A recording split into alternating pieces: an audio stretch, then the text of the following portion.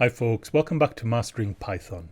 Today's the second video in the control structure series, and we're going to look at loops today. So loops and conditionals, really central to giving your script a more dynamic nature to control the flow that the script takes. In programming, we often have to perform repetitive tasks where we have to do the same thing over and over.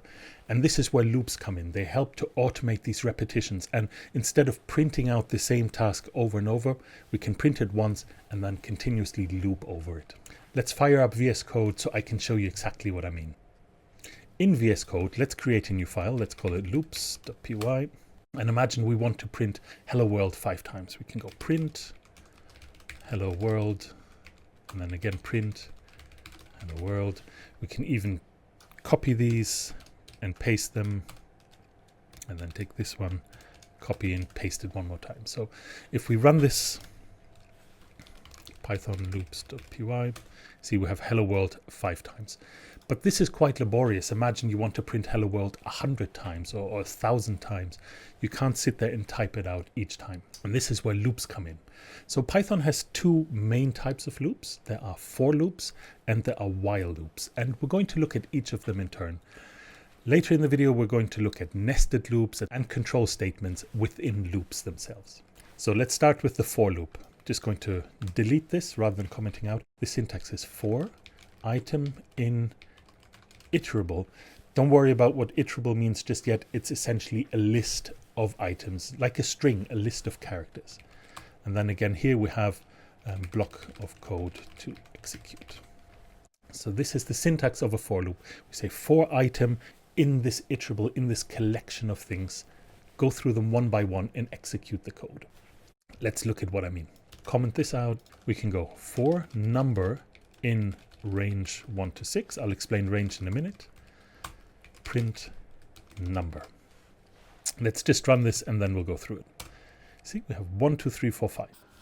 Range is a very cool function that allows you to create a sequence of numbers. And in this case, we want the sequence to start at 1 and end at 5. In true Python fashion, 6 is not included, a bit like when we looked at slicing and indexing. We're making a range of numbers from 1 to 5, and then we're going through them. For each number within this range, print the number. So it starts out with the number being 1.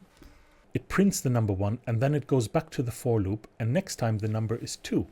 So it prints the number, next time the number is 3, 4, 5, and this is how it then prints the numbers 1 to 5. Now range is a bit like slicing. We can also go from 1 to 10. We have a start. Where do we want it to start? Where do we want it to stop? And we can give it a step. So we can go 2. If we run this, we have 1, 3, 5, 7, 9. It starts at 1, goes all the way up to 9. We say 10 because 10 is not included. And we want every second number. We want it in steps of 2. Yep. We can also leave all of this and just go range 10, which means the start defaults to 0 and the step defaults to 1. So if we run this, so it's the numbers 0 all the way up to 9. And note that range starts at 0. Range is a really, really handy method that allows you to quickly create a sequence of numbers. So if you want to repeat a task X amount of times, range will give you X numbers that you can then loop over. And the for loop is as simple as that. We have for, then the item that we want to call from our iterable. We have our iterable, whether it's a range of numbers or whether it's a string or a list or a collection of items. And then we have a block of code that we want to execute with each version of these numbers. We can also go for character in, let's say, string in Gunnar. String is a sequence of items. It's an iterable. Print character. Comment this out. Here we go. So it goes character by character. We have Gunnar down here. Takes the first character, prints it, takes the second character, prints it, one by one. Now, in addition to the for loop, we also have something called a while loop in Python. The way the while loop works, we have while, condition, and then here we have our block of code. Now, condition needs to evaluate to true for this block of code to execute. If condition is false, it stops executing the code. But while this condition remains true, this block of code executes. Let's quickly look at an example. Block this out. Oops. We can have count equals to 0. And while count is less than 5, print count. and then increase the count. So we have count plus equal 1. Plus equal is a shorter way of writing count equal count plus 1. We can take this plus 1 and make it plus equal 1. So we're incrementing count by 1. Now if we run this, here we go, we have 0, 1, 2, 3, 4. It starts with 0. 0 is less than 5, so it prints 0, and then it increases the count to 1. 1 is less than 5, it prints 1, 2 is less than 5, until it gets to 4. It increases 4 by 1, so it's 5. Count is no longer less than 5, so it comes out of this loop. It stops executing this loop. And it's a really neat way if you want to count up to something or count down from something. We can also, for example, start with 10, and while count is greater, and then here we subtract 1. So we start counting down from 10 to 6. While loops are very, very cool in that sense. A word of caution though, what happens if this statement stays true forever? If we just went and forgot to increase the counter. So if we just run this, it will print count over and over. It will never become false. This will never become false. And we go into something called an infinite loop. And this can break your program because it hangs, it continues executing. So when you use while loops, you have to be really careful that there is a way out for the loop. One way of doing this is a statement called a break statement. And the syntax for break statement is while condition. So this is the standard while loop, and we want to execute some code. But in here we can have a conditional, so we can have an if statement, if another condition, so break. And what this does is while this condition is true, it executes the while loop. But every time it executes the while loop, it also checks for this other condition in a normal conditional statement. And if this condition becomes true, this break command is called. And what break does, it just breaks out of the while loop. It stops the while loop altogether and jumps out. Now, what better way than just use an example, comment this out, something that puts together all of the things that we've learned up to this point. We can have a while loop, and we call this while loop true. So something that's always going to be true. This is called an infinite loop. And we're going to ask the user for some input. We can use user input is input. Remember, this asks the user to write something. Write something. Q to quit. And here we can go if user input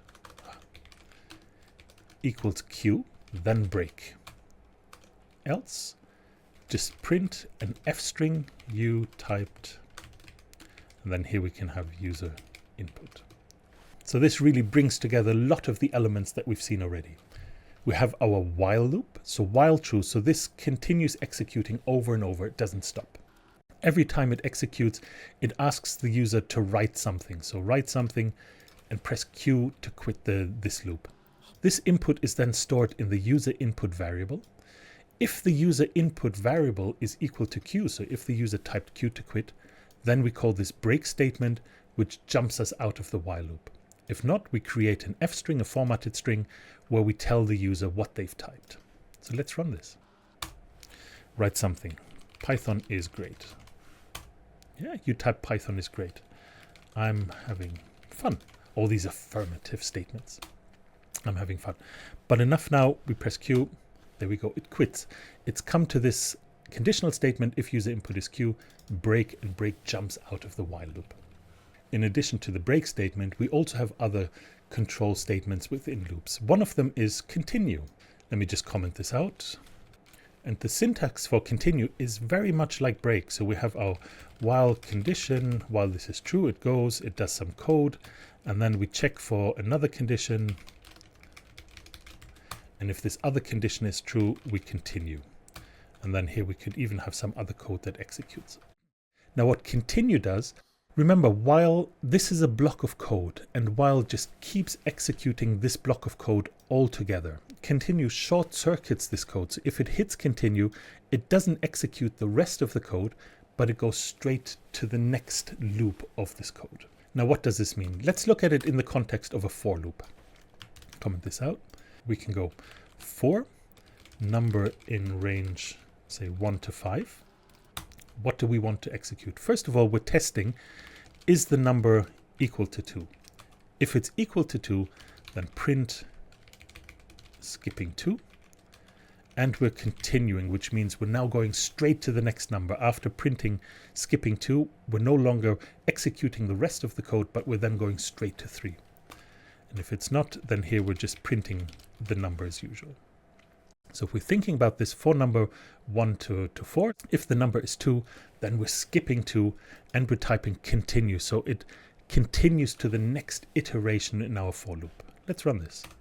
So we have 1, we're skipping 2, 3 and 4.